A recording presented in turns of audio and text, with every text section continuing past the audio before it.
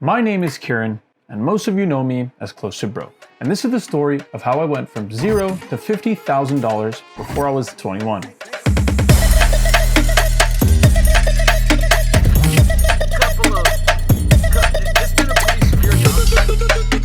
My journey into the high-stakes world of poker began at the tender age of 13, glued to the World Series of Poker on television. Little did I know that this fascination would propel me into a whirlwind of risk, strategy, and personal growth, starting with my first daring bluff. Not just with cars, but with my age to enter home games across the Los Angeles area. At 17 years old, I began to play home games all around LA, lying about my age to the hosts so they'd allow me to play.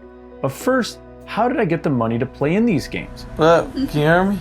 I bussed tables and used the funds every week I made and poured them directly into the game of poker. My game of choice was No Limit Texas Holdem, the most rewarding and the least forgiving.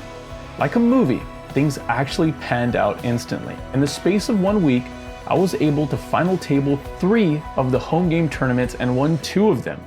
My bankroll went from a whopping 0 to 2,000 in a matter of days. Now with a healthy bankroll and a bit of luck on my side, the story of the Underdog was born. Speaking of underdogs, we want to give a shout out to our friends over at Underdog Fantasy. If only 10 years ago I had the shot of a 20x on my money, things would have been different. Luckily for us now, we can. Underdog is matching 100% of your deposit up to $100. That's double of your money up to 100 bones. 20x on 100 gives us my entire bankroll in one night. And for new signees, we get a pick'em special that's nearly a freebie. Here's a pick'em slate for this Friday's NBA matchups. We're going higher on Melo, SGA, and Booker, and unfortunately, we're going lower on Siakam and Turner points. This is only possible if you use code C2B at deposit, or to make life even easier for you folks, click the link at the top of the description. To follow up the genius decision of playing on Underdog, I made the decision to drop out of college. Granted, I did see the potential in poker early on. These home games were soft, and I was the youngest player in the field by 4 decades. That's not an exaggeration. Balancing work with poker and learning the game, I came across more and more home game runners. Eventually, I had my 3 games per week locked in. Our general buy-in for these tournaments was $25 to $100. Making about $500 a week full-time working as a busboy, I was able to support myself for the inevitable downswing, but it never came. The hot start obviously cooled off a tad, but after some time, I was able to start cashing these tournaments on a ridiculous pace. I was able to use my hyper-aggressive nature to my advantage. I also made the effort to learn everything about my opponents.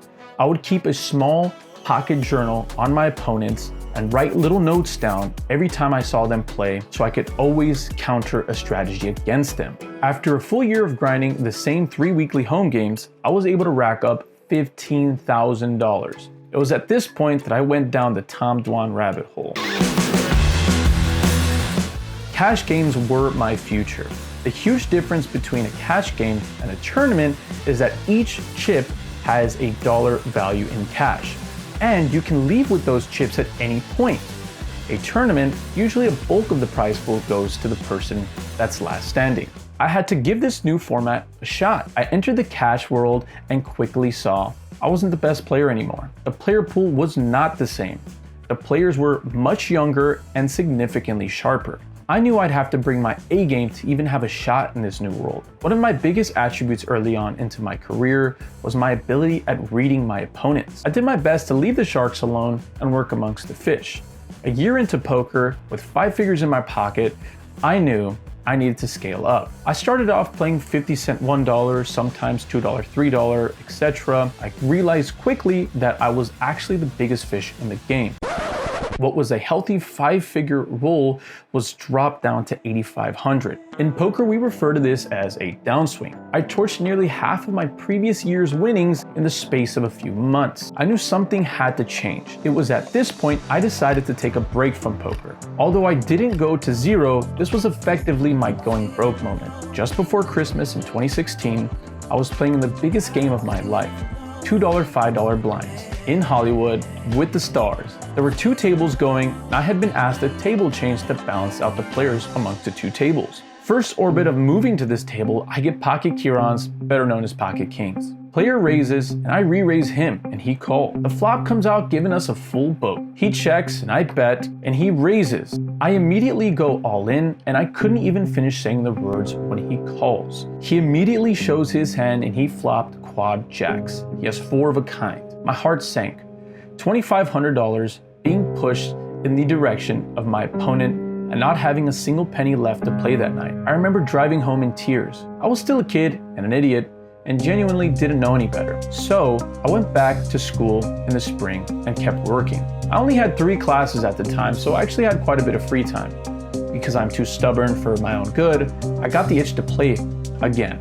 But I knew I wasn't ready for the sharks of the games I was playing. I needed to become the feared poker player. I began studying poker on a level that didn't even match my schoolwork. Poker became my 4th class and I studied daily. New terms like pot odds, ratios, calculating my outs. This coupled with my intangibles, I was able to become a formidable foe. I knew I needed to practice, but couldn't bring myself to going back to the tables. That's when I found the American poker sites. I was able to put into practice what I had been learning. I went on a crazy win streak online where I won the same $6 tournament 4 days in a row. I used this as my launching point. I went back to the tables in person and realized these players weren't as good as I remembered. These were just a bunch of chip bullies, using their big stacks and aggression to bully opponents out of pots. And for my 19th birthday in the summer to the spring of 2017 leading to my 20th birthday, I was able to climb up the ranks to play 2-5 consistently, and that $8,500 I was left with on my first stint playing cash games had ballooned to well over $25,000. I decided to go to the Deep Stacks Poker Tour event. The problem is, I'm not 21, but in Canada, you can play even before then luckily. I packed my bags in March of 2017 and I went for it. We went to Calgary to compete for my share and the largest prize pools available to me at the time. To practice some form of bankroll management, I actually decided to exchange 2,000 USD to Canadian, and that was all I was going to allow myself for the trip. The problem is, I was funding 2 people. I brought my best friend Logan with me. To keep things short, we lost everything. We had $100 left from the initial 2,000 we brought, and from the cash games not going our way, to the tournaments not panning out, we quickly burned our funds. We went together to the Cowboys casino with the last 100, and I watched him take a seat with all we had left. I was shaking, literally. I sat back and I watched him turn that $100 into $600 in 1 freaking hour. The following morning, Logan and I split the money and decided to give ourselves a shot at another new format, because why the hell not?